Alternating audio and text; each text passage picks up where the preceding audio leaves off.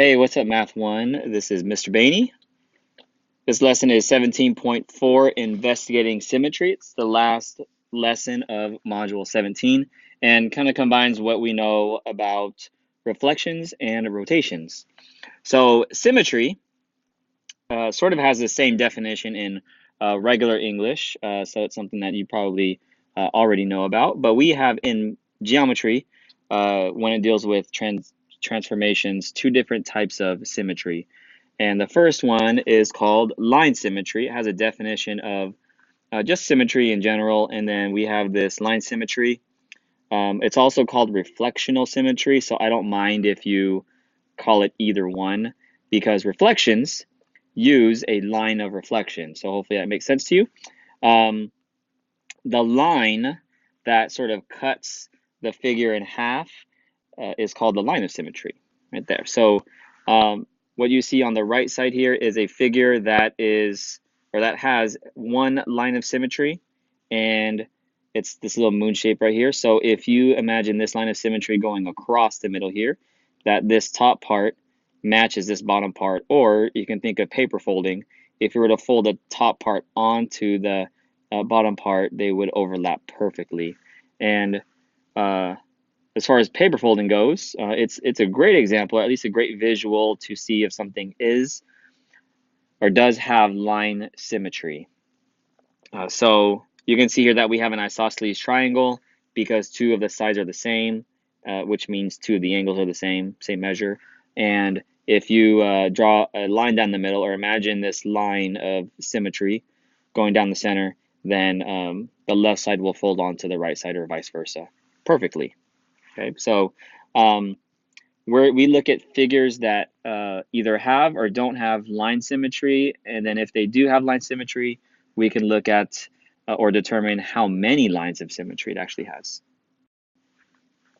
So on the top of this page is three shapes where we have to determine if it has line symmetry or reflectional symmetry, and then how many lines does it have. So the first one is a rectangle, and it's a rectangle because it has four right angles, and we know that from a rectangle that the opposite sides have the same measure, and so that's what these little marks mean. Remember, these little boxes mean 90 degrees, and because this top side has one hash mark, the bottom also has the same. They're the same as each other. The left and the right side each have two little tick marks, so they're the same. But this one definitely has line symmetry, and it has two lines of symmetry going across the middle and going down the middle. And you would just think of it one at a time. You don't have to, imagine that this thing's being cut into four pieces. Only think of each line of symmetry as or by itself in the picture. So one very common line of symmetry that's wrong in this case is if you think of the diagonals, and I didn't draw that perfectly, sorry, but the diagonals that's going from corner to corner is not a line of symmetry, because if you take this top part above the blue line and you fold it across this way, that this right angle is actually not going, it's going to go more like over here and not over the other right angle. So this does not have perfect symmetry across its diagonal. So that's why this rectangle only has two lines of symmetry. The second one, so this triangle, it may look like two of the sides are the same because maybe that side and that side have the same measure, although it's not marked for us. So we can't assume that.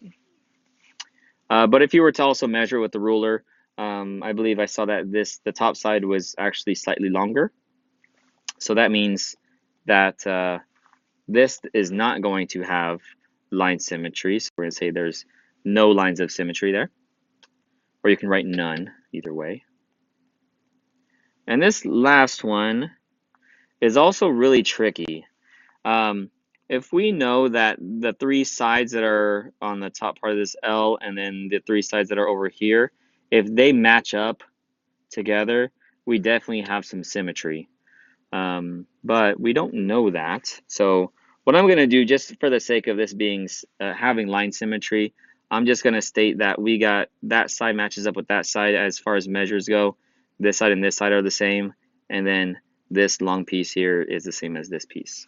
That means that we have symmetry going this way, and there's only one line of symmetry.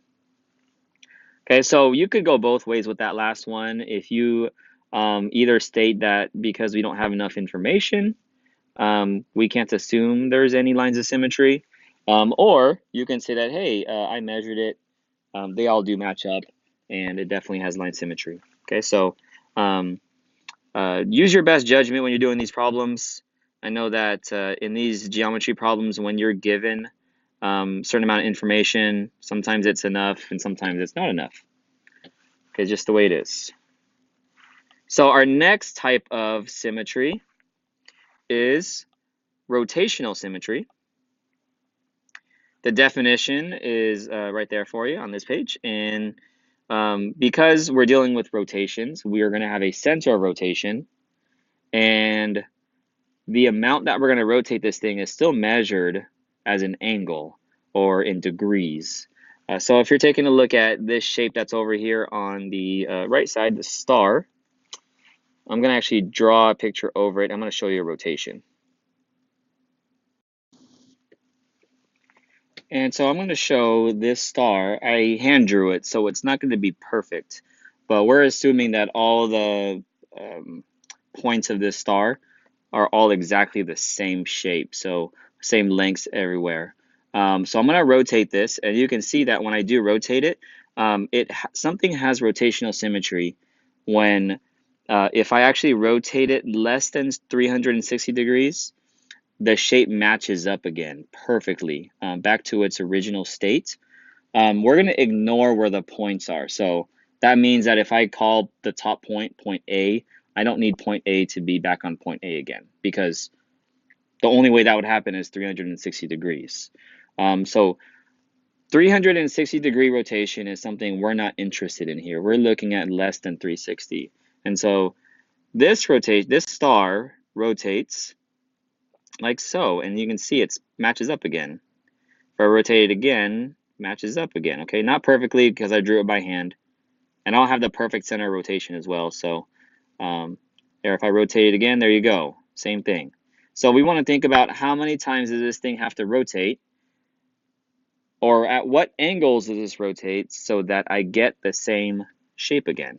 Okay, so you can see that that arrow that's being drawn here is showing that this point of the star, when it rotates 1/5 of the way around a circle, we get 72 degrees, because if I draw these other ones, these other arrows, that's a full circle, and you can see that there are 1, 2, 3, 4, 5 of them.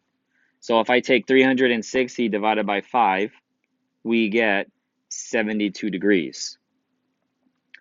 And because it has an angle of rotation of 72 degrees, that if I rotate it another 72 degrees, I get the same shape again. So you'll see on the right-hand side that we also have 144 degrees, 216 degrees, and 288 degrees. Those are all multiples of 72. And if I add another 72 onto this last one, I get 360 degrees, which, again, we're not interested in.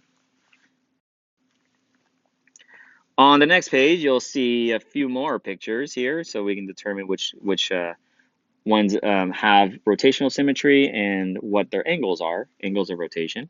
So this first one, it is trying to trick you a little bit. I don't know why, but there is supposed to be a little hash mark on the bottom, but they do give us enough information to say that it is a square.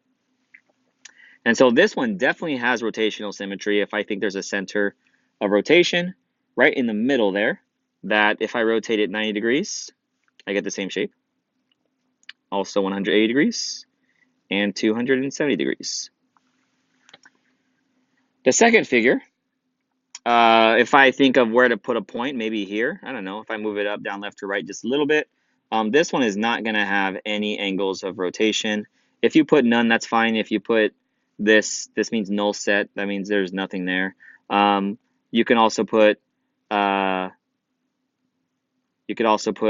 degrees, right? Because we're not going to spin this thing at all. There's no angle of rotation. Or we could say that it has a 360-degree angle of rotation, which means it's not, or it does not have rotational symmetry. Or you can just flat out say it doesn't have rotational symmetry. And this last one, just like on the previous page, this is trying to trick us here. They don't give us information as to what is congruent, what's the same.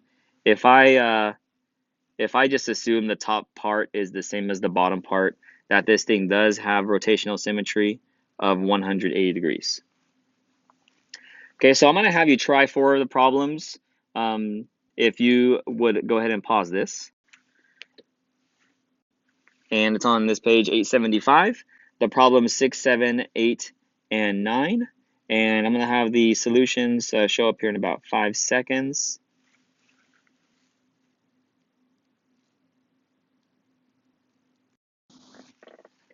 For number 6, it has both line symmetry and rotational symmetry. I drew the lines of symmetry there in the picture, which the directions ask you to. And there are 4 lines of symmetry. You can see that mine aren't perfect. So they in no way on a quiz or test need to be perfect, but need to be accurate enough that I kind of know what you're doing. And the angles of rotation are 90, 180, and 270 degrees. So it has both types of symmetry. Number 7 only has line symmetry, so I drew it there. No rotational symmetry. So I hope I have these right, and you can always comment or let me know in class if any of these are not right. Number 8 has rotational symmetry, and the angles there are 72 degrees and then multiples of 72. Now, there was a debate as to whether this has line symmetry or not. I would say the most correct answer is that there is no line symmetry because of these little segments that are kind of poking out of this pentagon. Because if I were to say draw a line down the middle here, that if I took this side and folded it over to the left side, that LM would not line up with RS over here. So no line symmetry. If you ignore those because you figured that we're looking at KL and PR, just the pentagon only without the extra stuff, then you could argue that this does have line symmetry and would have 5 lines.